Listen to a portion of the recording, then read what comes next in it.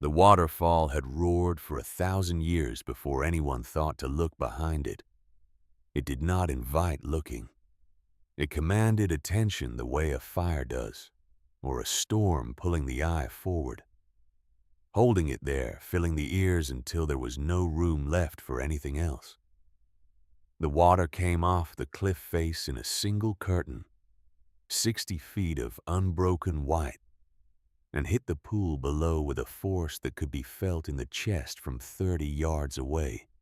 The mist rose in slow columns and caught what was left of the afternoon light, and the whole thing was so completely itself, so entirely consuming, that a person could stand before it for an hour and never once think to wonder what lay behind.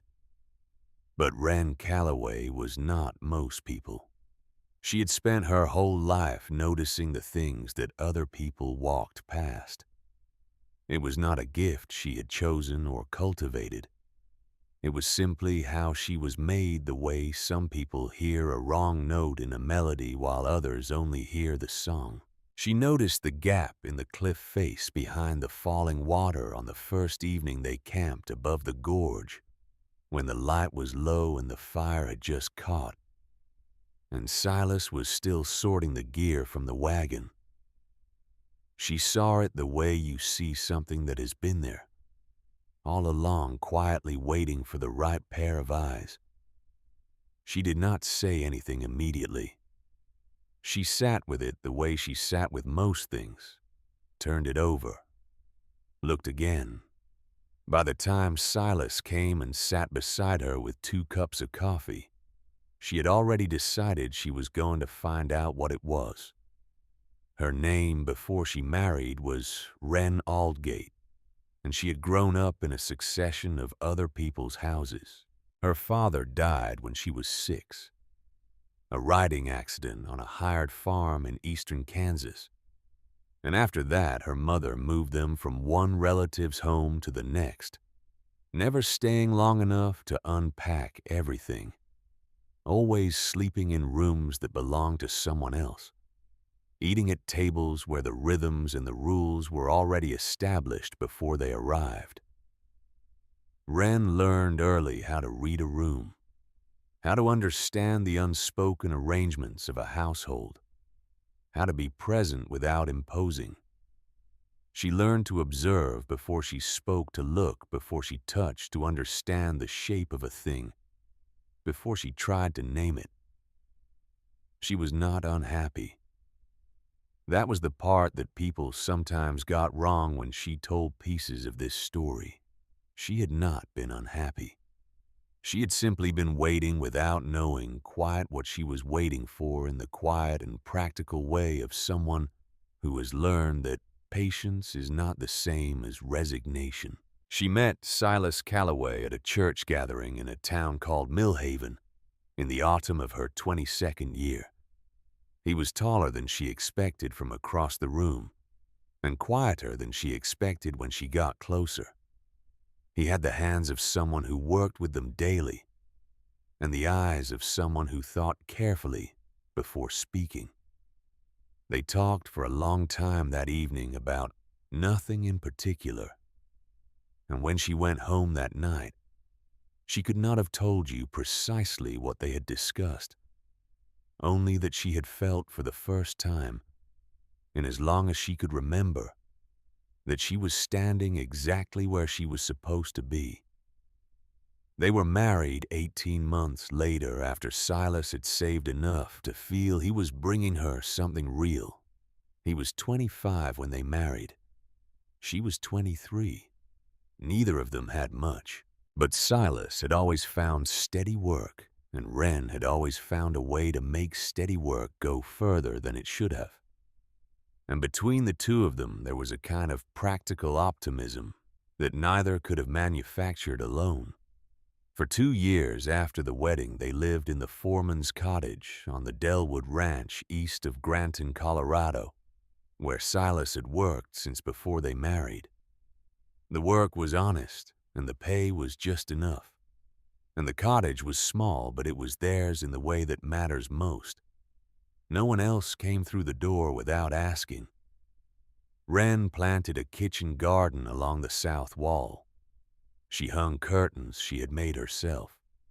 She learned the specific creak of each floorboard and the particular way the west window leaked when the wind came from that direction, and she fixed it with a strip of oilcloth and a careful hand, and it did not leak again. She had been happy there. Not the temporary happiness of a pleasant circumstance, but the quieter and more durable kind that comes from belonging somewhere, from knowing that the ground beneath your feet is the same ground you will stand on tomorrow. And then, in the middle of August, Silas came home from a conversation with the ranch owner and stood in the doorway of the cottage with his hat in his hand and told her that the property had been sold. She had known something was coming before he said it. That was the thing about being the kind of person who noticed. You caught the small signals, the way a conversation stopped when you entered a room, the particular silence between two men who had just finished discussing something they were not going to tell you. She had caught several of those signals over the previous week and had filed them away without alarm, but with attention. Still hearing it said directly was different from suspecting it. She stood at the kitchen counter where she had been working and listened to Silas explain the situation. A land company from back east. New ownership had no use for a ranch hand and his wife in the foreman's cottage. 2 weeks and a handshake. She asked one question. "Did you know before today?" Silas was quiet for a beat too long. "I suspected," he said. "I didn't want to say anything until I was sure." She looked at him steadily. He looked back. It was not an argument and it was not a forgiveness. It was a recognition, the kind that happens between two people who have been together long enough to understand the distance between protecting someone and keeping things from them, and to know that Silas, in this instance, had mistaken one for the other. She did not say that. She didn't need to. He already knew. "All right," she said, and turned back to what she had been doing. "Then we have 2 weeks." But what Wren had not told Silas, what she had not yet told anyone, was what she had heard 3 days before the news came home with him. She had been at the market in Granton buying cornmeal and a few yards of heavy thread when she fell into conversation with an older woman she recognized from the dry goods counter. A woman named Beatrice Holst, who had lived in that valley for 30 years and knew its workings the way old trees know soil. They had spoken before briefly, the pleasant and slightly formal exchanges of women who are acquainted but not close. On this occasion, Beatrice had looked at Wren with an expression that was not quite pity, and not quite warning, but contained elements of both, and had said quietly that she had heard the Delwood had sold. Wren had said she had not heard that yet, and Beatrice had nodded slowly and said that Wren and her husband might be thinking about heading west over the mountains to Harwick, where the land office was still registering homestead claims. Then she had paused, and the expression on her face had shifted slightly. "You should know," she said, "that the good parcels are nearly gone. The big outfits from back east have been buying up the valley land through the summer. What's left will go fast, and what goes last won't be the kind of land you want to stake a life on." Wren had thanked her. She had carried that information home and put it somewhere quiet in her mind, in the same place she put things she was not ready to act on, but was not willing to discard. She had not told Silas. This was not, she understood, a simple thing. She turned it over carefully in the days between hearing it and the day Silas came home with his hat in his hand. She was not the kind of woman who kept things. She believed in plainness and in the practical usefulness of information shared between two people who were making decisions together.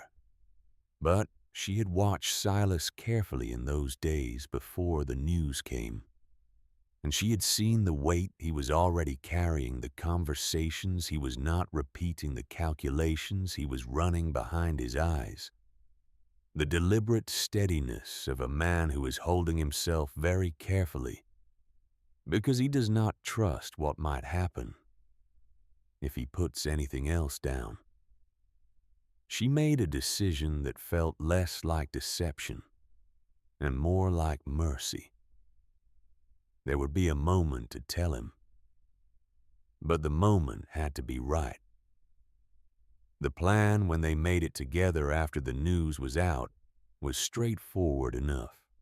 Take what they had: a wagon, 2 horses, their tools, their wedding trunk, and $74 and head west over the mountains to Harwick, where the land office was still open and the homestead claims were still available. Get there before winter locked the high passes. File a claim. Start building. Wren listened to this plan and agreed to it with a full heart because she believed in Silas, and she believed in their ability to make something from whatever they found. What she did not tell him was that the foundation of the plan might be shakier than either of them had named out loud. She went instead, carrying the information, the way you carry a stone you have picked up on a path in your hand, aware of its weight, not yet sure whether you will put it down or find a use for it. The mountain road was slower than the map suggested, and harder than either of them had imagined. October came in cold that year, the way it sometimes does in the Colorado high country, without warning and without apology. The mornings arrived with frost on the wagon canvas and ice at the edges of every still pool of water. The pines were already deep in mist by the time they cleared the lower foothills, and the trail, where there was a clear trail at all, had a way of narrowing just when the drop on one side grew most serious. Silas handled the horses with the patience of someone who had worked with animals his whole life. He had a quality of stillness around them that Wren had always found interesting, a capacity to communicate steadiness through posture alone. The horses trusted him completely, which was more than she could say for the trail. They made camp each evening before full dark, and each evening Wren made the best she could of what they had. She was a precise and unsentimental cook, which in the circumstances was the right kind to be. She kept a careful account of their stores in a small notebook she kept in her coat pocket, noting what they used each day and calculating what remained. The numbers were not alarming, but they required attention. They talked in the evenings the way they always talked, which was plainly and without decoration. They described the house they were going to build. A south-facing slope, Silas said, for the light in winter. A kitchen large enough to actually work in, Wren said. Room to expand the garden. A proper root cellar this time, not that half-dug thing at the Delwood. They talked about it as though it existed already, which it did in the way that anything you intend hard enough exists before it is built. On the 3rd day of the mountain passage, they encountered a family coming the other direction. A man named Rutherford, his wife, and 2 children in a wagon that was considerably more burdened than it had been when they set out. Rutherford had a sunburned look that had nothing to do with the sun and everything to do with disappointment. He pulled up when he saw them, and they exchanged the brief assessing pleasantries of strangers who are sizing up whether information is worth sharing. Rutherford shared his freely. He said the homestead land near Harwick was effectively gone.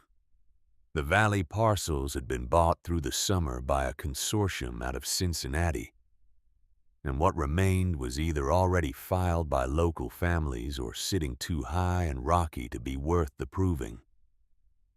The land office was still open technically, but the clerk would tell you the same thing. Silas listened to this without expression. He thanked the man, and the Rutherford family continued east, and Silas sat quiet for a moment on the wagon seat before clicking to the horses. They rode without speaking for a while. The pines closed around them and the mist moved through the upper branches and the trail climbed. "It may not be as bad as he says," Silas said eventually. "It may not be." Wren agreed. She watched the trail ahead of them and said nothing more. The stone in her hand grew heavier. That evening, when she was already in the wagon and Silas thought she was asleep, she lay still and listened to him sit outside by the fire for a long time longer than usual. And she understood that he was running the same calculations she had been running since Granton arriving. At the same conclusions, sitting alone with a fear he was not going to give her until morning. She loved him for that. She also understood that it could not continue much longer, the two of them separately carrying what they should be carrying together. But still she waited because the time was not yet right. They heard the waterfall before they saw it. A low, continuous thunder from somewhere below the trail, and to the left, felt as much as heard a vibration in the sternum that grew steadily as they climbed. The horses registered it first, their ears going forward, their pace shifting slightly. Wren felt it in her chest before she heard it clearly. A deep and rhythmic percussion beneath the ordinary sounds of the mountain. The trail crested a ridge, and Silas pulled the horses to a stop. Below them, in a narrow gorge carved into the mountain face, a waterfall dropped 60 feet from a ledge of dark rock into a churning pool at the base. The spray rose in slow rotating columns, catching the afternoon light in curtains of white mist.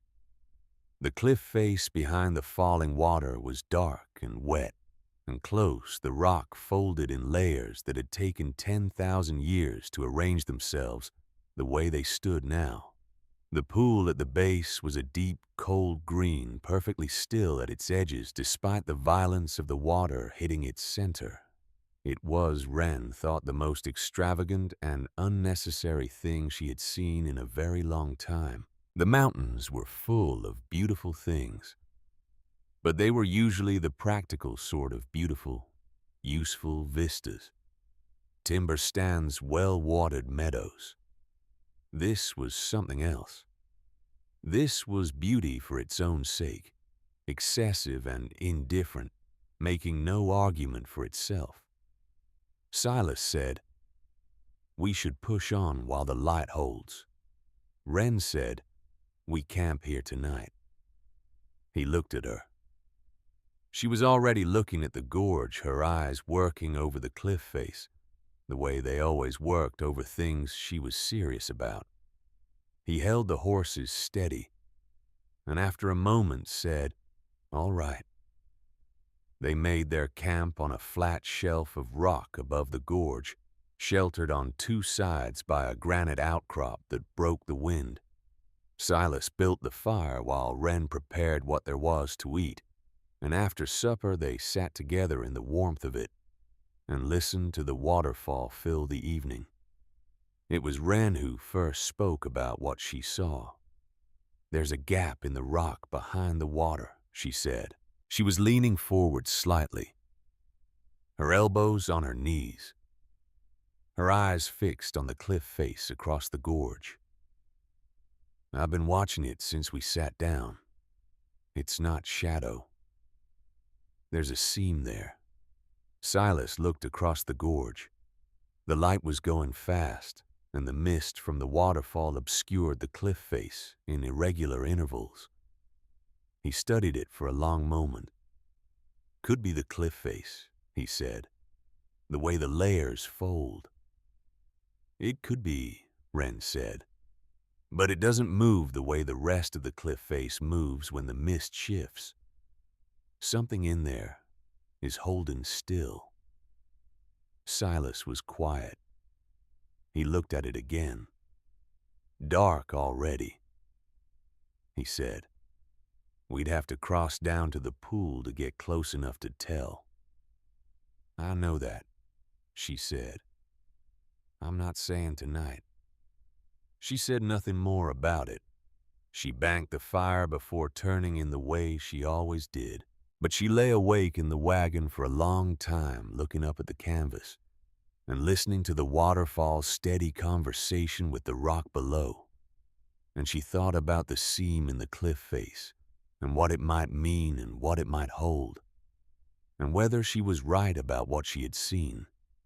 She was fairly certain she was right. In the morning, she was up before Silas, standing at the edge of the rock shelf, with her arms folded against the cold, looking at the cliff. The daylight was unambiguous. What the firelight had suggested the morning confirmed completely. There was a vertical seam in the rock face behind the waterfall, a shadow line darker and more deliberate than the surrounding stone, a gap wide enough, she estimated from this distance, for a person to pass through sideways. Silas came up beside her with coffee. He followed her gaze without speaking. She could feel him looking, processing, running the same assessment she had been running since last night. "It's real," she said. "Not a question." "It appears to be," he said. "I want to go look." He was quiet for a moment in the way he was quiet when he was being honest with himself about something. "We're already behind," he said. "A day, maybe two. When was the last time you passed something that made you curious and didn't look?" He didn't answer that, which was between them the same as an answer. They picked their way carefully down to the pool. The descent was steep, and the rocks were slick with dew, and the spray from the waterfall caught them before they were halfway down. Not dramatically, but thoroughly. A cold and pervasive dampness that settled into the fabric of their coats and stayed there. The sound grew as they descended, becoming physical, pressing against the ears, filling the space between thoughts. Silas held Wren's arm as they worked along the edge of the pool toward the cliff. The cold green water a foot to their right, the rock face looming larger as they approached. Up close, the cliff was different than it looked from above, more layered, more complex. The stone colored in bands of dark gray and rust, where water had worked through it over centuries. The gap was real. Standing before it, they could feel the air coming out of it, not cold exactly, but different from the air outside, a steadier temperature, undisturbed. The gap was perhaps 18 inches wide at its widest, the stone on either side dark with permanent moisture. It went in, and then, as far as Wren could see from the entrance, bent slightly so that whatever was beyond it was not visible from where they stood. She pressed her hand against the left face of the rock. Solid. She looked at Silas. "I'll go first," she said. He looked at the width of the gap, and then at his own shoulders, and arrived at the same conclusion she had already reached. He was broader than she was, and the entrance was not built for broad people. "Take it slow," he said. Wren turned sideways, placed her back against one face of the gap and her hands against the other, and began to move. There are moments in a life that exist outside the normal sequence of events. Moments that do not connect forward or backward to anything else, but simply stand alone, complete in themselves. The 12 feet of passage through that gap in the rock was one of those moments for Wren Calloway. The stone was cold and very close. The waterfall, which had been all-consuming outside, fell away behind her, almost immediately replaced by a silence so complete that she could hear her own breathing in a way she normally could not. The sound of the water did not disappear entirely. It came through the rock itself, a vibration rather than a noise felt in the palms and the backs of the shoulders. But it was different, contained like music heard through a wall. She moved carefully, 12 feet. That felt like considerably more in the dark, and the closeness, one hand on each face of the stone, shuffling sideways, the rock pressing against her back and her chest in turns. She thought of nothing in particular. She was entirely present in the way that physical uncertainty makes you present, attending only to the next few inches, the next placement of her feet. And then the stone fell away on both sides, and she stopped. The light was different here. The spray from the waterfall reached this space in a fine and constant mist that softened everything, diffusing what light came through the top of the gorge into something even and gentle without shadow. The sound of the water was present, but contained a constant murmur, rather than a roar, the way a river sounds from a distance. And there, set back against the base of the cliff, built of hand-hewn pine logs with its back wall formed by the cliff face, itself was a cabin. It was small. It was dark. It had the particular quality of stillness that belongs to spaces that have not heard a human voice in a very long time. But it was standing.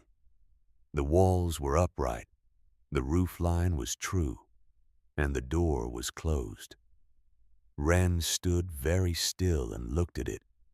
She heard Silas working through the gap behind her, the scrape of boots on stone, a brief difficulty at the narrow point where she had also slowed. He came through and straightened up beside her, and for a moment neither of them spoke. What passed between them in that silence was not words and did not need to be.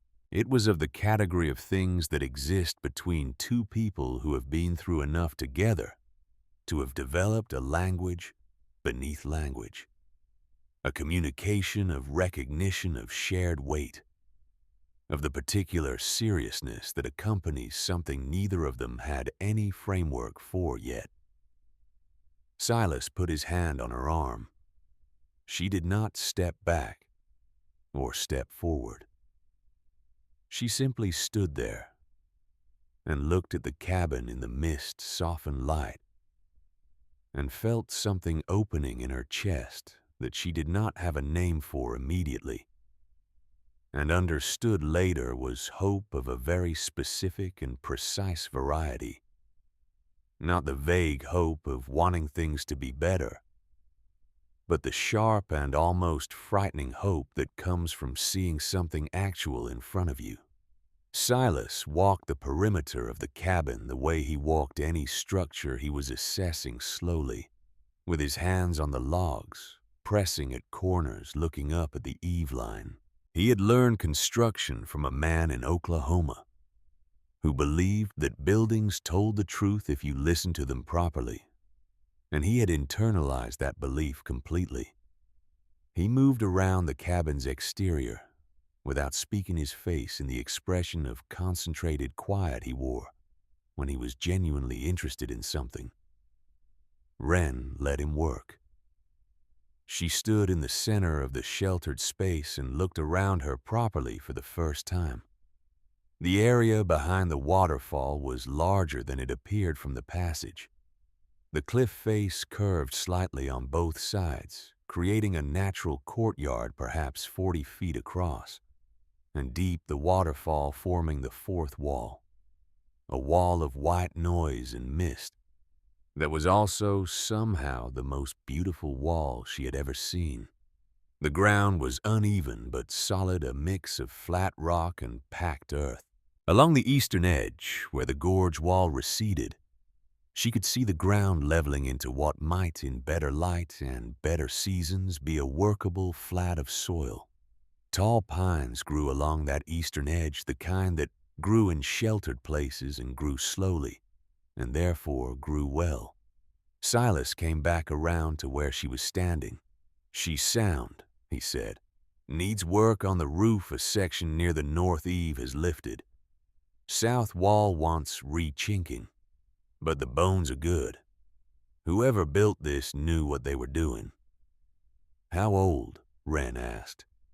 He considered. "Decades, but maintained for most of that time. The disrepair is recent." He looked at the door. "Let's see inside." The door was plain plank construction hung on iron hinges that had gone a deep orange with age, but had not failed. It was latched from outside with a wooden peg dropped through an iron loop, not locked, not barred, simply closed. Silas lifted the peg. The door swung inward on a sound that was half groan and half sigh. The smell that met them was dry stone and old ash and pine, not rot, which was the first important thing. Wren stepped in ahead of Silas. The main room was a single open space, perhaps 30 feet long and 18 wide. The fireplace was built directly into the cliff wall, the stone of which formed the entire back wall of the cabin, meaning the chimney drew through natural channels in the rock. This was, Wren understood immediately, a remarkable piece of planning. No outside chimney to fail, no junction of materials to leak or separate. The cliff itself was the chimney. On either side of the fireplace were built-in shelves still occupied, a tin cup, a small wooden box, several glass jars sealed with wax, a folded piece of oilcloth, a lantern with a cracked chimney glass, the crack wrapped carefully with a length of wire to prevent it from separating further. In one corner stood a bed frame of simple construction. Rope lashed the rope, still strung and functional. A table and 2 chairs occupied the center of the room, the chairs set as though someone had only recently pushed back from them. Beneath the table, a small crate held hand tools wrapped in canvas, a hatchet, 2 chisels, a draw knife, coils of wire. Wren moved to the shelves and lifted one of the sealed jars. Seeds. She lifted another. More seeds, a different variety. She began counting the jars quietly.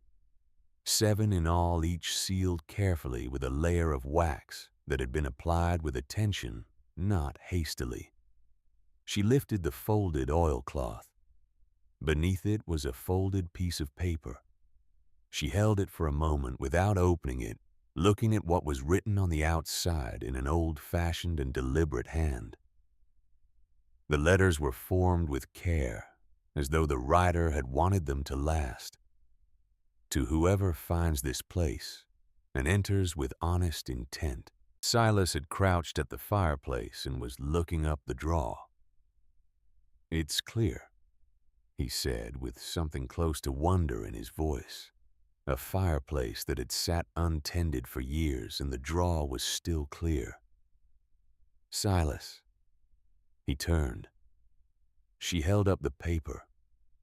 He crossed the room and stood beside her and read the words on the outside. He looked at her face. She looked back at him. "Open it," he said. She unfolded it carefully, treating it the way you treat something that has been waiting, with attention, with patience, without rushing. The letter was 2 pages written on both sides, in the same deliberate hand. The author gave his name as Augustine Merrow, a name neither of them recognized.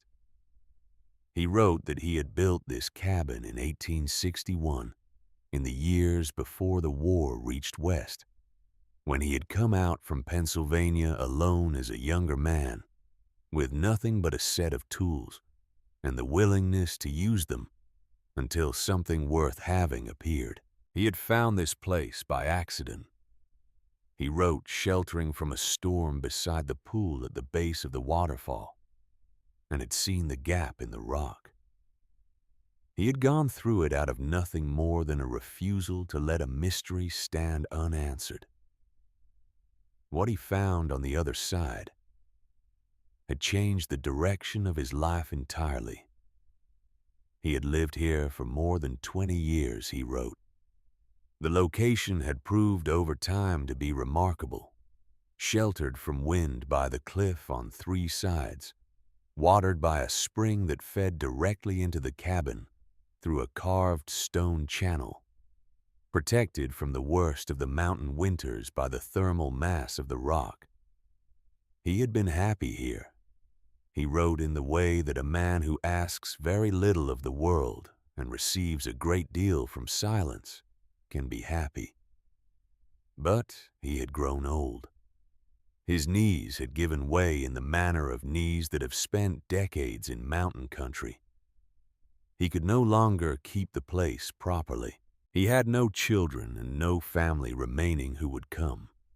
And so he had gone to the land office in Harwick and filed a deed on the property. And he had brought that deed back here and left it in a deliberate place because he had a particular wish about who should receive it. He did not want the property to pass to the first person who arrived with money and legal standing. He had thought about this for years, he wrote, with the careful patience of a man who has spent a long time in his own company and has consequently become very precise about what he actually thinks and wants. And what he had decided was this. He wanted the cabin to go to the first person who found it, not by accident, not by being told, by being the kind of person who notices what other people walk past, who takes seriously the things that other people dismiss as shadow and trick of light, by entering honestly without breaking what was closed, by staying long enough to read what he had left. That was the person he had in mind. Wren's voice was steady as she read, but her hands had tightened on the paper.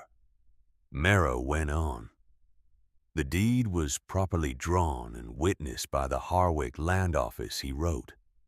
It transferred ownership to the bearer of this letter upon registration at that same office, provided the bearer could demonstrate intent to inhabit and work the land.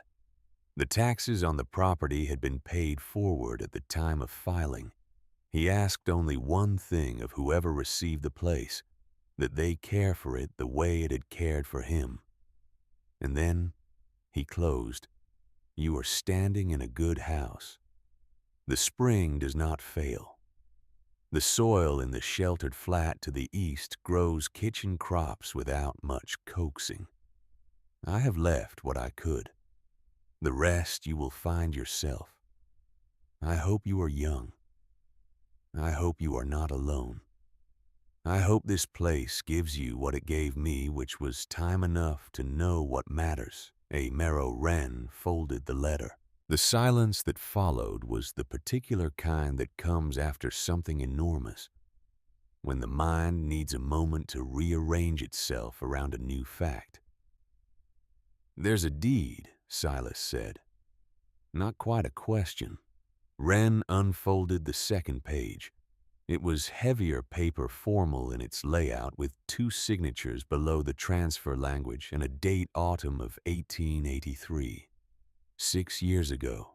Augustine Merrow had filed this and left it here 6 years ago, and had waited apparently for the right person to walk through the rock and find it. Silas stood slowly. He went to the door and looked out at the sheltered courtyard. and the tall pines along the eastern edge at the ground that leveled toward the flat that Merrow had described. He came back inside. He sat down in one of the old chairs, and it held his weight without complaint. Wren looked at him across the small room. "We were going to Harwick anyway," she said quietly. He nodded. "To file a claim," she said. "This is a claim," he said. He turned the thought over in the careful, thorough way he turned all serious things. If the deed is legitimate and it reads legitimate, we'd need the land office to confirm. That's a day's ride from here, maybe less on horseback. Wren was quiet for a moment. Then she walked to the north wall of the cabin where a narrow stone channel had been carved directly into the rock floor, barely 4 inches wide, running from a crack in the base of the cliff to a small collection basin fitted with a flat stone cover. She lifted the cover. Cold, clean water ran steadily in the channel, a thin and constant thread. She looked at it for a long moment. "The spring," she said. "He said it doesn't fail." Silas came and put his hand in the water. He held it there for a moment, feeling the temperature, feeling the steadiness of the flow. He said nothing. Wren set the stone cover back carefully. She stood up and looked at the room, the fireplace built into living rock, the sealed jars of seeds, the tools in their canvas wrappings, the bed in the corner with its rope still strung. She looked at all of it with the eyes of someone who has spent her whole life in other people's rooms and knows with a precision that requires no argument the difference between a place that is borrowed and a place that is yours. She looked at Silas. "I think this is it," he said. Their fireplace threw dim light across the old stone walls. "I think so too," she said. But then Wren did something Silas did not expect. She read the second page of the letter again, carefully, all the way to the end. And when she finished, she looked up with an expression he had seen only a few times before, the expression she wore when she had found something that other people had missed, when the world had shown her a seam in the rock that everyone else had walked past. "There's a condition," she said. Silas waited. "We have 30 days, she said, from when we found the letter, to go to Harwick, to stand in front of the land clerk and declare intent." She paused. "There's no date on the letter, no date on the envelope. We don't know how long it's been since someone else was here." The room was quiet except for the sound of the waterfall muffled through the rock ever present. "Which means," Silas said slowly, "the clock is already running." "It's already running," Wren said. "We just don't know from when." She folded the letter again and placed it carefully inside her coat close to her chest. She looked at the room one more time, the spring, the fireplace, the seeds on the shelf, the tools in their canvas. Then she looked at Silas with the calm, level expression of a woman who has spent her whole life understanding exactly what a situation requires. "Then we had better not waste any more time," she said. The first morning in the cabin, Wren was up before the light. She had slept in the bed in the corner, the rope frame holding better than she had expected the wool blanket from the storage alcove she had discovered near dusk the previous evening, adding enough warmth that the cold did not reach her until just before dawn. Silas had taken the floor with the bedroll from the wagon which he had carried through the gap in 2 careful trips before the last of the daylight went. He slept the way he always slept outdoors, flat on his back, arms at his sides, utterly still. Wren did not disturb him. She built the fire first, working by the feel of it in the near dark, finding the stone arch of the fireplace with her hands arranging what remained of the wood they had brought through from the shelf above. The chimney drew immediately, pulling the smoke up through whatever natural channel Augustin Merrow had identified in the cliff face decades ago, and the fire caught clean and fast, and threw its light across the room in the particular amber way of fires that know what they are doing. She stood back and looked at the room by firelight.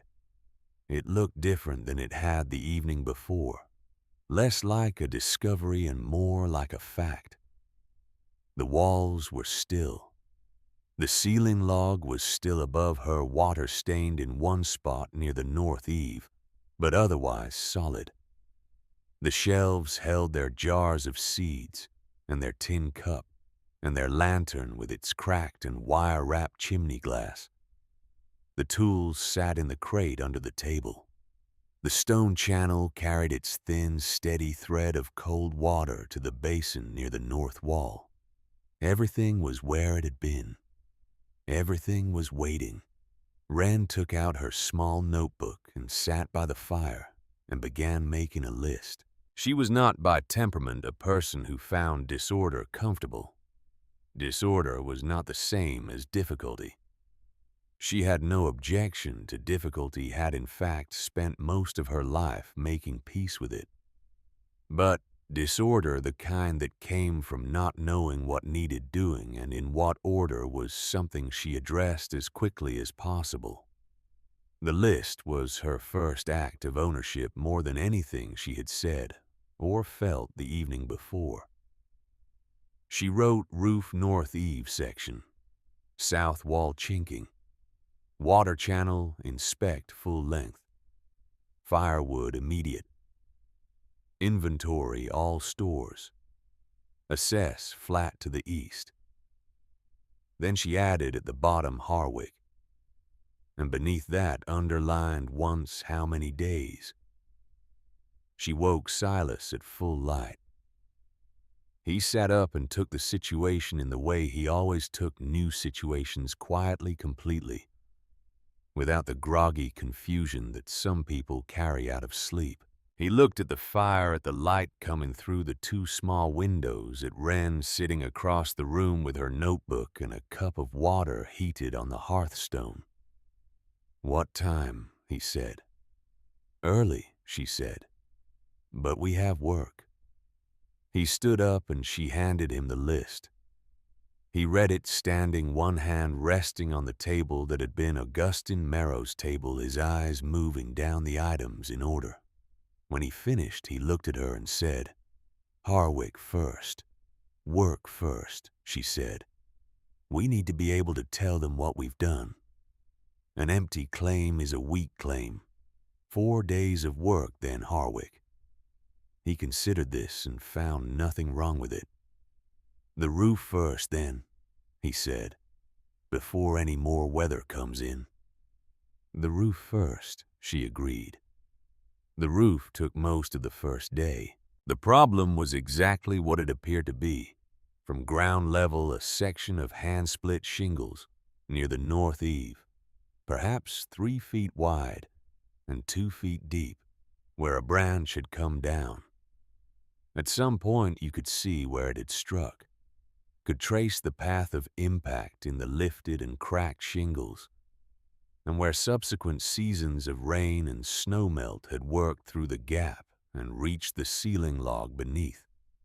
The stain on that log was old enough to have dried and re-wetted several times, but when Silas pressed it with his thumb, the wood was still firm. The damage had not progressed past the surface. Silas found the spare shingles in the storage alcove at the back of the cabin, a natural hollow in the cliff face behind the main room, accessible through a low door that Wren had initially thought was a root cellar entrance. It was larger than it looked from outside, perhaps 10 feet deep and 8 wide, the walls carved smooth with wooden shelving along both sides. Half the shelves were empty, But the lowest level held provisions wrapped in oilcloth and sealed with pine tar, a tin of salt-dried beans in a sealed jar, cornmeal in a waxed sack, several coils of good hemp rope, a folded wool blanket, a small tin of axle grease, and stacked flat and bound with twine against the back wall spare shingles. A full bundle of them still serviceable, their edges true. Wren stood in the doorway of the alcove and looked at those shelves for a long time. The careful arrangement of them, the oilcloth and the pine tar, the shingles placed exactly where they would be needed. "He thought of everything," she said. "He thought of us," Silas said from behind her. "He just didn't know our names yet." They improvised a ladder from pine lengths stored against the cabin's east wall. Merrow had left those too, which she was not surprised by anymore, and Silas went up while Wren held the base. The wind came up around mid-morning and made the whole arrangement uncomfortable, and the shingles were heavier than they looked. And there was a period of about an hour when the wind and the cold and the awkwardness of the angle combined into something genuinely unpleasant. Wren held the ladder and didn't say anything about the wind. Silas worked without complaint. By noon, the section was replaced. The line was true, and from below you could not tell where the new shingles ended and the old began. "Clean," Wren said, looking up at it. "It'll hold," Silas said, coming down. The chinking was Wren's work, and she preferred it that way.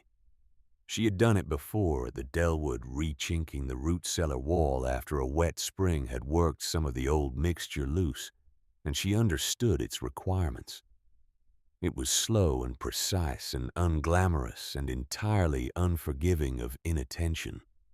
You could not rush it and have it hold. You could not approximate the mixture and have it last. It required a particular quality of patience that was not passive, but active. The patience of someone who understands that doing a thing correctly the first time is always faster than doing it incorrectly, and then doing it again. Augustine Merrow had described his method in a practical footnote at the bottom of his letter, a detail that Wren had almost passed over. In the larger weight of reading, clay from the gorge bank mixed with dried moss and water to a consistency he compared to thick porridge, applied by hand in sections from the foundation upward, left to dry before the adjacent section was started. She spent the better part of the second day on the south wall, filling a bucket from the gorge bank. Clay deposit she found exactly where Merrow's footnote suggested it would be gathering dried moss from the rock faces above the spray line, mixing it to the described consistency in one of the tin pots from the storage alcove. It was cold work. The temperature that day did not rise much past 40 degrees, and the water she mixed into the clay was cold from the channel. And by mid-morning her hands were stiff enough that she had to stop periodically and hold them close to her body until the feeling came back. She did not ask Silas to take over, because Silas had his own work assessing the eastern flat, clearing the immediate ground nearest the cabin, beginning the inventory of the tools. She did not ask because it was her work to do, and she knew how to do it. She worked section by section, pressing the clay and moss mixture into the gaps with her fingers, smoothing it flat, moving up the wall in careful rows. Her hands were dark with clay by midday. Her back ached from the bending. By mid-afternoon, the cold had moved into her fingers in a way that was beyond mere discomfort. She finished the south wall at 3:45 by the angle of the light. She stepped back and looked at it. The chinking was even and clean pressed fully into every gap, the surface smooth enough that it would harden correctly and hold through the winter's freeze and thaw. She looked at the entire wall from foundation to eave and could not find a section she would do differently. She packed up the tools and went inside and held her hands near the fire for 10 minutes, flexing her fingers until the feeling came back fully. Then she started preparing supper. The water channel was the third day. Wren had inspected it the first morning and noted that the flow into the collection basin, while constant, was narrower than she thought it should be. The channel itself was clear for most of its length, but approximately 4 feet up from the spring source in the cliff face, there was a section where the stone lip had developed a crack, and sediment had accumulated in that crack over what appeared to be several seasons, narrowing the channel's effective width by more than half. She worked on it alone while Silas was outside splitting wood from the downed pines along the gorge wall. She used the smaller of the 2 chisels from the tool crate, working by feel as much as by sight in the low light near the base of the cliff. The sediment was not stone, it was compacted mineral deposit and fine grit, the kind that accumulates slowly in still water over years, and the chisel moved through it in small, careful strokes, not hammering, coaxing, understanding what needed to be removed and what needed to be left.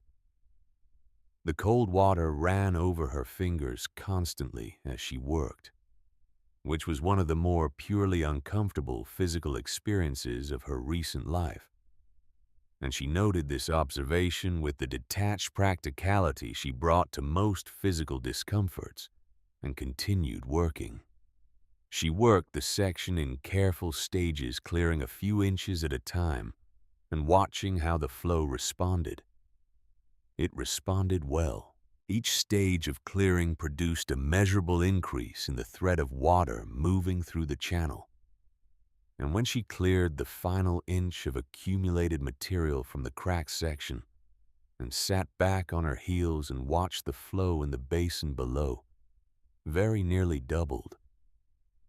She watched it for a long moment. "There," she said, quietly to herself, to the cabin, to no one in particular. She stood up and flexed her cold hands and looked at the water running cleanly through its carved channel into the basin, steady and cold and reliable, and felt the particular satisfaction of a thing restored to its proper function. She did not think about the fact that Augustine Merrow had carved this channel with his own hands, that he had sat in approximately this position and done approximately this work for the first time decades ago, that his hands had shaped the stone her hands were now resting against. She thought about this later at supper when Silas asked what she had done with her morning, and she explained, and he listened in his attentive way. "He built it to last," Silas said. "He built it to be repaired," Wren said. "There's a difference. Something built to last assumes it won't need attention. Something built to be repaired assumes someone will come along and give it that attention. He was counting on us." Silas was quiet for a moment. "That's a considerable amount of faith," he said. "It is," Wren said. "I think he had it." On the 4th day, Silas assessed the eastern flat. The soil was real dark, deep, noticeably richer than the rocky ground elsewhere in the gorge, but 2 seasons of unmanaged growth had sent brush encroaching significantly from the tree line. The flat itself was perhaps a 1/4 acre of workable ground, sheltered on 3 sides, open to the south and its light. Silas dug a test hole at its center, going 18 inches down, and the soil was dark all the way. He reported this to Wren in the evening with the careful neutrality of someone who is keeping himself from being too hopeful. She listened and wrote the details in her notebook. That night, they talked about what the flat could produce and about the south-facing slope the land around them suggested, but which they had not yet found the path to, and about the spring that didn't fail, and about the winter that was coming, and how prepared this hidden place seemed to be for exactly that. They talked about all of it plainly, the way they talked about everything. And then Wren put down her notebook and looked at the fire and said quietly, "There's something I need to tell you." Silas waited. She told him what she had heard from Beatrice Holst in the Granton market before they left. The land near Harwick. The companies from the east buying through the summer. The warning that had come with the particular expression of someone who wanted to be kind but also could not pretend she did not know what she knew. Silas listened without interrupting. "I knew before we left," she said. "I knew when we were packing the wagon. I knew when we were on the road." The fire moved between them. The waterfall murmured through the rock. "Why didn't you say?" he said. She looked at him steadily. "Because you needed a reason to go, not a reason to stop and calculate whether going made sense. You were already carrying the weight of the decision and the weight of the situation. And I thought," she paused, choosing the words, "I thought the road would give us something. I didn't know what. I only knew that staying in Granton wasn't it. And I was right about that."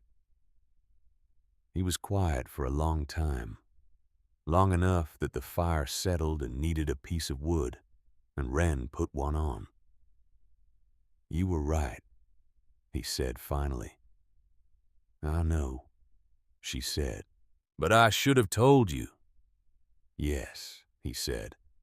"I'm telling you now," she said. "I know," he said. There was a particular quality to the silence that followed, not the silence of resolution exactly, but of two people who have been honest with each other and are sitting with the fact of it, which is always slightly uncomfortable and always necessary.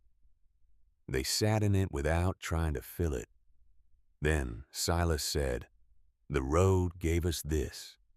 Wren looked at the room, the fire, the stone walls, the spring in its channel, the seeds on the shelf, the chinking she had pressed in with her own cold hands. "Yes," she said, "it did." They rode to Harwick on horseback, leaving the wagon on the shelf above the gorge, where it had been since the first evening. The road down from the mountains was a day and a half of steady riding the country, opening gradually as they descended, the pines thinning and the sky expanding and the temperature rising by degrees until by the time they reached the valley floor, it felt almost like September again. Harwick was a working town, not large, not prosperous in any conspicuous way, but functional and settled in the manner of towns that have existed long enough to stop explaining themselves. The land office was on the main street, a low building with weathered board siding and a wood stove that was burning hard against the October cold and throwing enough heat that Wren felt it when they were still in the doorway. Doyle Farnham looked up from behind the counter. He was a compact man, shorter than average, with the kind of careful stillness that comes from decades of reading documents and weighing their significance. He wore a canvas vest over a dark wool shirt and a pair of spectacles on a length of thin cord. He had the expression of a man who has reviewed a very great many claims and been deceived by a notable fraction of them, and has consequently developed a precise and reliable method for determining which is which. Silas set the deed on the counter. He said, We'd like to discuss a property transfer. Farnham took the deed and read it. He read it with the same expression he had worn when they walked in, neutral, attentive, giving nothing away. He turned the page over and examined the reverse. He looked at the signatures below the transfer language for a long moment. Then he reached behind him and took a heavy ledger from the shelf, setting it on the counter and opening it toward the back. He ran his finger down a column of entries, moving back through the pages back further, until he found what he was looking for. He read the entry and looked up. "Augustine Merrow," he said. "Yes," Silas said. "Filed this deed in the fall of 1883, Farnham said. He tapped the ledger entry with one finger. "It's recorded here. No subsequent transfer. No tax lien." He paused and his finger moved slightly on the page. "Property taxes were paid forward at the time of filing, 10 years in advance." He looked up over his spectacles. "They run through 1893. Silas's arm, where it rested on the counter near Wren's, pressed slightly against her. She kept her face composed. "The transfer language is unusual," Farnham continued. "But it's not irregular. Conditional transfers have precedent. This one stipulates intent to inhabit and work the land. Can you demonstrate that?" Wren said, "We've been on the property 4 days." Farnham's eyes moved to her. "We replaced a damaged roof section on the north eave," she said. "Rechinked the entire south wall using clay and moss from the gorge. Cleared and restored the water channel to full flow. Inventoried and assessed all provisions left on the property. Began assessment of the soil in the eastern flat." She paused. "We've also carried in our own provisions and tools. We intend to stay through the winter and begin working the flat in spring." Farnham regarded her for a moment over the spectacles. Then he looked at Silas, then back at Wren. "You did all of that in 4 days, he said. "We had reason to," Wren said. Something shifted in Farnham's expression, not warmth exactly, because warmth was not the currency he traded in, but a quality of assessment that had reached its conclusion. He looked at the deed again. He uncapped his pen. "I'll need your full names and today's date," he said, "and I'll record the transfer in the ledger. You'll want to keep both this deed and the registration copy I'll make you in a safe place." He paused very briefly. "Given your circumstances." "We have a storage room carved from solid rock," Wren said, "lined with tin." Something moved across Farnham's face that might in different light have been a smile. He bent over the ledger and began to write. Then he stopped. He set the pen down and looked at Wren with the expression of a man who is about to say something outside the ordinary course of his professional duties and is deciding whether to say it. He said it. "Mr. Merrow came to this office," Farnham said, "in the fall of 1887, 2 years ago." Wren went still. "He wanted to know if anyone had registered the transfer," Farnham said. "I told him no one had." He was quiet for a moment, the way I remembered him from when he first filed, a man who thought before he spoke. Farnham looked at his ledger rather than at either of them. "He said something before he left. I wrote it down because it was the kind of thing I thought I might want to have a record of. He said, 'The person I'm waiting for will be someone who sees what other people walk past.'" Farnham looked up. He looked directly at Wren. "I don't know how you found the place," he said, "but I expect you were the one who found it." Wren met his eyes. She did not look away, and she did not color, and she did not offer any of the modest disclaimers that the moment might have invited. She simply looked at him with the same calm, level expression she had worn throughout, and said, "Yes." Farnham held her gaze for one more moment. Then he picked up his pen and finished writing the entry. The recording took 20 minutes. When it was complete, Farnham made a copy on heavier paper, blotted it, and slid both documents across the counter. Wren took them. She folded them with care and placed them inside her coat in the inside pocket where the original letter had ridden since the first evening. They bought supplies before leaving town: flour and salt pork and dried beans and candle tallow, a new chimney glass for the lantern clear and uncracked, a paper of vegetable seeds from the general store's end-of-season remnants, a bolt of heavy wool flannel that Wren selected by weight and weave, holding it against the light from the window before she agreed to it. She did not explain to the storekeeper what it was for. They were on the road back before noon. The horses loaded, the light already beginning its long autumn slant toward the west. The weather turned an hour from the gorge. There was no dramatic announcement. The sky simply closed over in the way that mountain weather sometimes does quickly, completely without negotiation. And what had been a cold but clear afternoon became within 30 minutes a serious rain driving in from the northwest. The temperature dropped as the rain came in the way it does in October at elevation, and what fell as rain at the valley floor would be something heavier before long at the height of the gorge. They rode without speaking, heads down, the horses steady beneath them. Wren thought about the documents inside her coat and about the oilcloth they would go into when they reached the cabin, and about the tin-lined storage room and the shelves Marrow had built to keep things dry.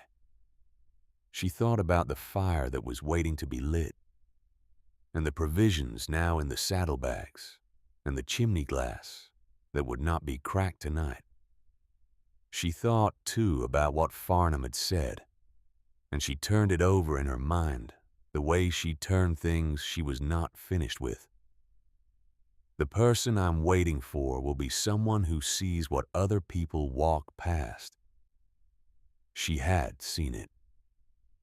She had sat by that fire on the first evening and looked at the cliff face across the gorge, and she had seen it, the seam in the rock, the shadow that was not shadow.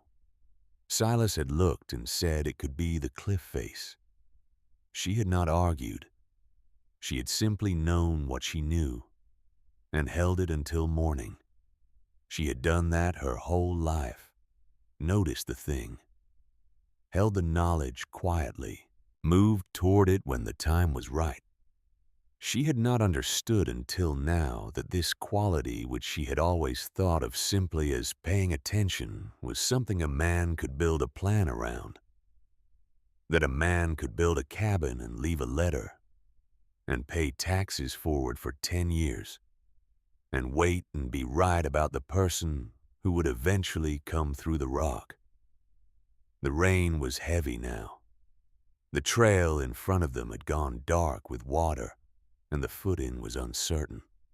The horses moved carefully, picking their steps.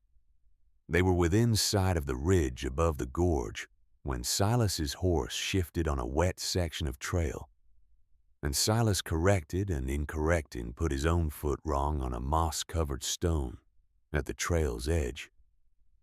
He went down on one knee, caught himself on the horse's flank, and stood up. But the way he stood told Wren what had happened before he said anything. She was beside him in a moment. "Ankle," he said, his jaw set in the way it set when he was managing something. "Can you ride?" Yes. He did. But the last quarter mile to the shelf above the gorge was slow, and by the time they reached it, the rain was coming hard enough to make the descent to the pool genuinely treacherous. The waterfall below them, which had been 60 feet of beautiful white curtain in the afternoon light of their first evening, was now a 60-foot wall of sound and spray amplified by the rain, the mist indistinguishable from the downpour. Wren tied the horses and turned to Silas.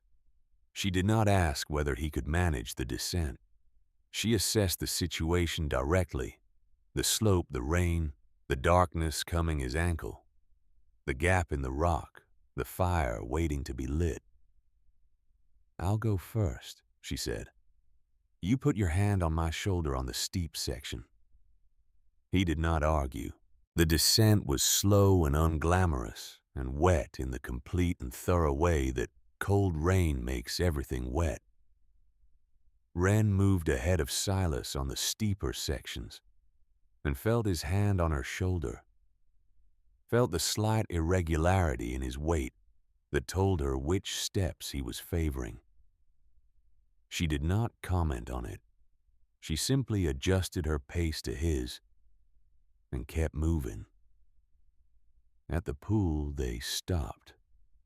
The spray from the waterfall hit them immediately and fully, as though the rain itself had not been sufficient. The pool was higher than it had been 4 days ago, the rain-fed gorge pushing the water level up the sound enormous. The gap in the rock was still there. Of course, it was still there. "Me first," Wren said. She went through quickly, knowing the passage now, and came out into the sheltered space behind the waterfall, where the rain reached only as mist, and the sound was contained again to its constant presence. She turned around and reached back through the gap, her hand in the dark. She felt Silas find it. He came through slowly, carefully, one hand on hers, and one on the stone face. At the narrow point where his shoulders wanted to catch, he tilted and Wren pulled, and there was a moment of cold and awkwardness and effort that neither of them would have called dignified. And then he was through, and she had both hands on his arms, steadying him in the dark of the passage, and they moved together the last few feet into the sheltered space. Inside. Safe. Wren had the fire lit in 10 minutes. She moved through the familiar sequence without hurry, finding the wood, setting the tinder, using the last of the dry matches in her coat pocket, which she had kept dry by some unconscious attention to where they were in relation to the rain. The fire caught and climbed and threw its amber light across the walls. Silas sat in one of the chairs with his boot off his ankle elevated on the tool crate, the color returning to his face by degrees. He watched Wren move around the cabin, hanging their wet coats near the fire, putting the new provisions onto the shelf, fitting the new chimney glass into the lantern and lighting it, setting water to heat on the hearthstone. The rain came down outside. The waterfall amplified beyond anything they had yet heard, a sound that was less like water and more like weather itself, raw and total. But inside the cabin, the stone walls held completely. The chimney drew clean. The fire was steady. Wren set a cup of heated water in front of Silas and sat down across the table. Outside, the rain hammered the cliff. The waterfall filled everything. "It's registered," she said. She said it plainly as a fact, because that was what it was. He nodded. "The ankle will be better in a few days. The supplies are in." The roof held. She wrapped both hands around her own cup. "We're all right, Silas." He looked at her across the table in the warm light. her hair still damp from the rain, her hands reddened from the cold and from 4 days of clay and stone and mountain work, the documents registered and safe inside her coat, which was hanging by the fire beginning to dry.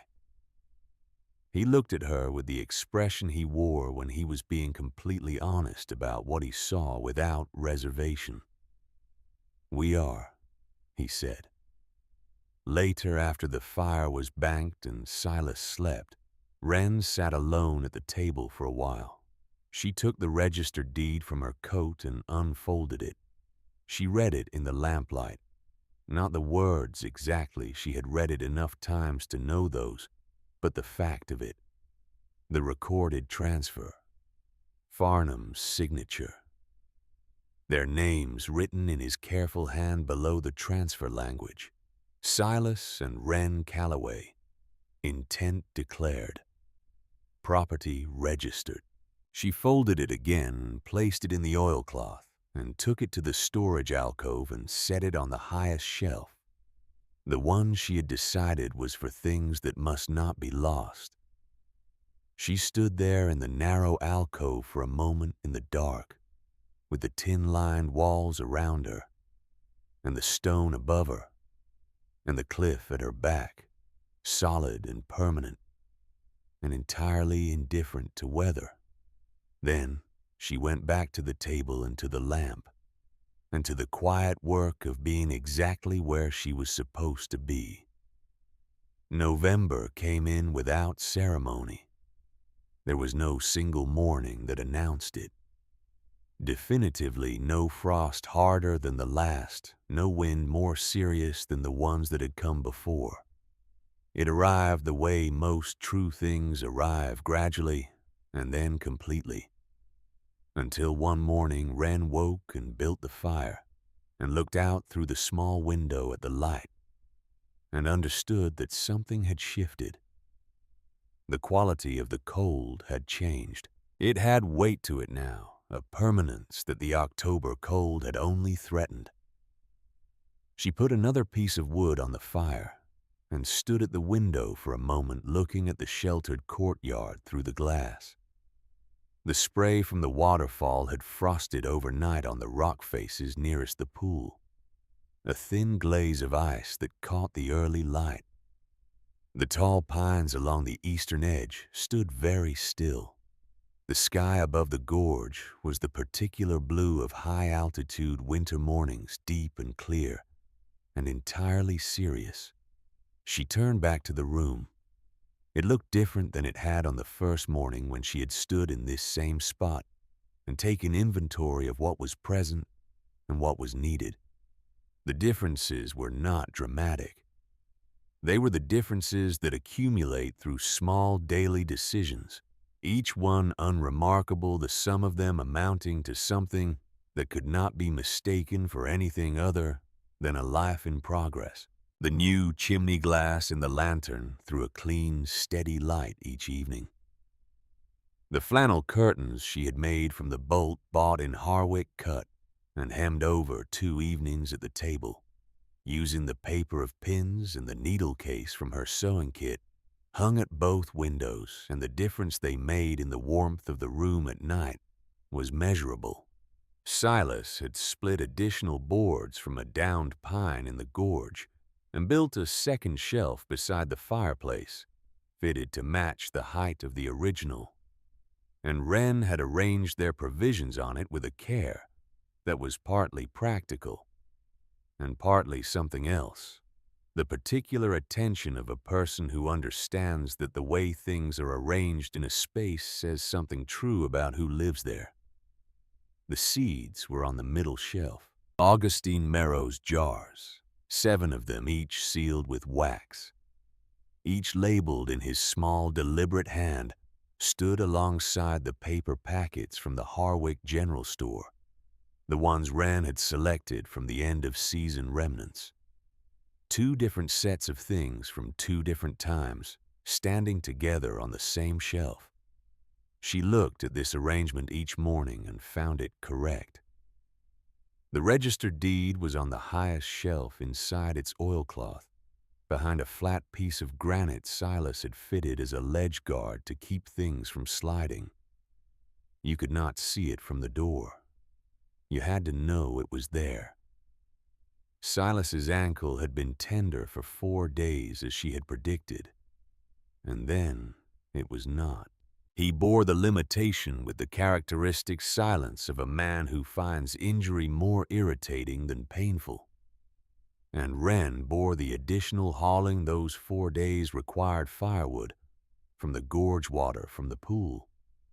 When the basin needed supplementing the ongoing work of settling in with the characteristic competence of a woman who has never found work beneath her.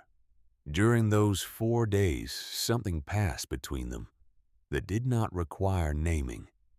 It was the specific understanding that two people arrive at when they have depended on each other in the ordinary, unglamorous, entirely necessary ways, not in a crisis that asks for heroism, but in the daily accumulation of tasks that ask only for steadiness. Wren had held the ladder and carried the wood and pulled him through the gap in the rock in the rain. Silas had fixed the shelf and built the ladder, and assessed the flat and kept the fire through the night when she slept deeply for the first time since Granton. Neither of them made note of it. It simply became part of what they knew about each other, added to the existing store. It was Silas who found the compartment. He had been taking inventory of the tool crate beneath the table, removing each item, assessing its condition, cleaning what needed cleaning, wrapping what needed protecting, and had pulled the crate fully away from its position to get at a coil of wire that had slipped to the back. When the crate came away from the wall entirely and he set it aside, he saw the panel. It was set into the floor logs, fitted so cleanly that you would not have noticed it if you were not looking at the floor from exactly that angle. Not hidden, there was no deception in it, no attempt at concealment. Simply fitted the way a careful craftsman fits things, so that the joint was tight and the surface was flush, and the whole thing looked like floor, unless you were paying attention to the floor. Silas was always paying attention to the floor. It was one of the things Wren had noticed about him early on. His habit of looking down in unfamiliar structures, reading the state of the foundation and the state of what it supported. He called her name. She came from the storage alcove where she had been reorganizing the oilcloth wrap provisions. He pointed. She crouched and looked and found the edge of the panel with her fingers, and then the small iron ring flush-mounted that served as a handle. She looked at Silas. He looked at her. She lifted it. The compartment beneath was approximately the size of a large bread box lined in tin, the same careful tin lining as the storage alcove, the same attention to keeping moisture out. Inside were 3 items, each placed with the deliberateness of someone who had thought carefully about what they were leaving, and for whom. The first was a folded survey map drawn by hand on heavy paper, the property lines indicated in precise notation, and the topographic features rendered with a detail that spoke to years of close observation. Merrow's annotations were in the margins. Elevations, water sources, soil notes, seasonal observations. The map showed more than the immediate gorge. It showed land Wren and Silas had not yet seen. The second was a notebook. Small cloth covered the binding, still intact. Wren took it and opened it and saw immediately what it was. 30 years of observation recorded in Merrow's small and careful hand. First, frost dates for each year going back to 1861. Snowfall depths measured against a marked post he had evidently driven into the ground at the east edge of the flat. The angle of light at midsummer, noted by where the sun cleared the eastern gorge wall, and how long it held the flat before crossing. Wind direction, month by month, which way the storms came from and what they brought. 30 years. She sat down on the floor with the notebook open in her hands and read it for a while, turning pages carefully. Silas sat on the chair above her and looked at the map. The third item was an envelope, clean, sealed. Merrow's handwriting on the front. For those who have stayed. Wren set the notebook aside and opened the envelope. The letter inside was shorter than the first. The handwriting was the same deliberate, careful, slightly old-fashioned in its formation. But the pressure of the pen on the paper was different, lighter. The hand of a man who had grown older since the first letter. She read it aloud. If you have made it this far, you are already doing better than I expected. Not because I doubted the kind of person who would find this place. I have thought carefully about that person for many years, and I have considerable confidence in them. But because making it this far requires not just finding and claiming, but staying and staying is the thing that separates wanting from intending. The map shows the full extent of the property, which is larger than the immediate gorge. There is a south-facing bench above the cliff line, accessible by a trail that begins at the north end of the sheltered courtyard, that receives more direct sun than anywhere below. The soil there is deep. I meant to do more with it. I ran out of years. I hope you will not. The notebook is my record of 30 years here. The numbers are accurate. The observations are honest. Use what is useful, and set aside what is not. A note on the winters. The first frost comes to the low gorge in mid-October, as you have likely discovered. But the cabin holds its warmth well into November, if you keep the fire properly fed, and you are protected from the prevailing winds by the cliff on 3 sides. You will burn less wood than you think. The cliff gives back the heat it absorbs during the day, slowly through the night. Trust it. I am glad someone is reading this. That means the place is not forgotten. It means I was right about the person who would find it. I hope you are well. I hope the work is going forward. I hope the spring is running clean. A. Merrow Wren folded the letter and held it in her lap. The fire moved in the hearth. The waterfall murmured through the rock. Silas had set the map down and was looking at the middle distance in the way he looked at things he was turning over seriously. There's a bench, he said. Above the cliff line, Wren said. South-facing. A trail from the north end of the courtyard. He was quiet for a moment. We haven't found the trail. No, she said. We haven't looked. She looked down at the notebook in her hands. 30 years of attention recorded in careful columns. She thought about the man who had sat in this room at this table by this fire and written these things down with the specific intention of passing them forward to someone he would never meet. She thought about what that required, not just the patience of it, but the faith of it, the belief that the knowledge mattered enough to preserve, and that the person who would need it would eventually arrive. He was writing for us, she said. All of this. He was writing for us. Yes, Silas said. She set